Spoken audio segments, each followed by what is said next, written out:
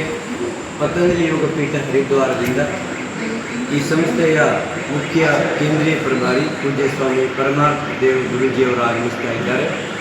3 ದಿನಗಳ ಈ ಯೋಗ ಮಹೋತ್ಸವದಲ್ಲಿ ಯೋಗ, ಆಯುರ್ವೇದ, ಪ್ರಾಣಾಯಾಮ, ಅಕ್ಯುಪಂಕ್ಚರದ ಜೊತೆ ಆರೋಗ್ಯವಂತ ಒಂದು ಆಹಾರ ಪದ್ಧತಿ ಕುರಿತು ಜೊತೆಗೆ ಈ ಕೊರೋನಾ ಆದಮೇಲೆ ಹಲವಾರು ಥರದ ಒಂದು ದೇಹದ ಮೇಲೆ ಅಡ್ಡ ಪರಿಣಾಮ ಈಗ ಕಂಡು ಬರ್ತಾ ಇದೆ. ಅದರಿಂದ ಯಾವ ರೀತಿ ನಾವು ಪಾರಾಗ್ಬೋದು, ಅದಕ್ಕೆ ಯಾವ್ಯಾವ ಪ್ರಾಣಾಯಾಮಗಳನ್ನು ಮತ್ತು ಆಯುರ್ವೇದ ಔಷಧಿಗಳನ್ನು ನಾವು ಬಳಕೆ ಮಾಡ್ಬೋದು, ಇದನ್ನು ಮಾರ್ಗದರ್ಶನ ಮಾಡ್ತಾ ಇದ್ದಾರೆ.